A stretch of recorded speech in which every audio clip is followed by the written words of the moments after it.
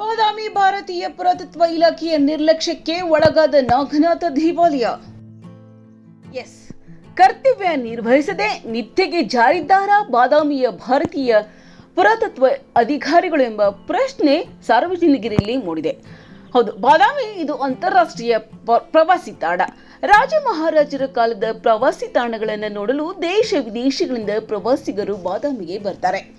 ಬಾದಾಮಿಯಿಂದ ಬನಶಂಕರಿ ಸುಕ್ಷೇತ್ರದಿಂದ ಮಹಾಕೂಟಕ್ಕೆ ಹೋಗುವ ಮಾರ್ಗದಲ್ಲಿ ಚಾಲುಕ್ಯರ ಕಾಲದ ನಾಗನಾಥ ಕೊಳ್ಳ ಎಂಬ ತಾಣ ಇದೆ. ಇದು ನಿರ್ಜನ ಪ್ರದೇಶ. ಹಿಂದಿನ ಕಾಲದಲ್ಲಿ ನಾಗಸರ್ಪಗಳ ತಾಣ ಎಂದು ಇಲ್ಲಿ ನಾಗನಾಥ ದೇವಸ್ಥಾನವನ್ನ ಕಟ್ಟಿಸಿದ್ದಾರೆ ಎಂಬ ಪ್ರತೀತಿ ಇದೆ. ಈಗಲೂ ಇಲ್ಲಿ ವರ್ಷಕ್ಕೆ ಒಂದು ಸಲ ಪಕ್ಕದ ಗ್ರಾಮಸ್ಥರು ಆಗಮಿಸಿ ಶ್ರಾವಣ ಮಾಸದಲ್ಲಿ ನಾಗನಾಥ ದೇವರಿಗೆ ಪೂಜೆ ಸಲ್ಲಿಸಿ ಪ್ರಸಾದ ಸೇವೆ ಮಾಡುವುದು ವಾಡಿಕೆ ಇದೆ.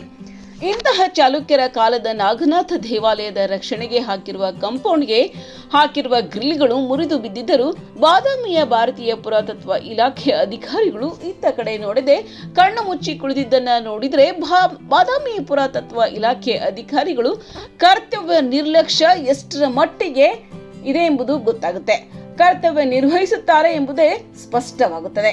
ಈ ಬಗ್ಗೆ ಧಾರವಾಡ ಭಾರತೀಯ ಪುರಾತತ್ವ ಇಲಾಖೆಯವರು ಬಾದಾಮಿ ಭಾರತೀಯ ಪುರಾತತ್ವ ಇಲಾಖೆ ಮೇಲೆ ಕಟ್ಟುನಿಟ್ಟಿನಲ್ಲಿ ಕಾನೂನು ಕ್ರಮ ಜರುಗಿಸಬೇಕಾಗಿದೆ. ಆವಾಗಲಾದರೂ ಬಾದಾಮಿ ಭಾರತೀಯ ಪುರಾತತ್ವ ಇಲಾಖೆ ಎಚ್ಚರಗೊಳ್ಳುತ್ತದೋ ಹೇಗೋ ಎಂದು ಕಾಯ್ದು ನೋಡಬೇಕಾಗಿದೆ. ವರದಿ ರಾಜೇಶ್ ದೇಸಾಯಿ, ಉತ್ತರ ಕರ್ನಾಟಕ.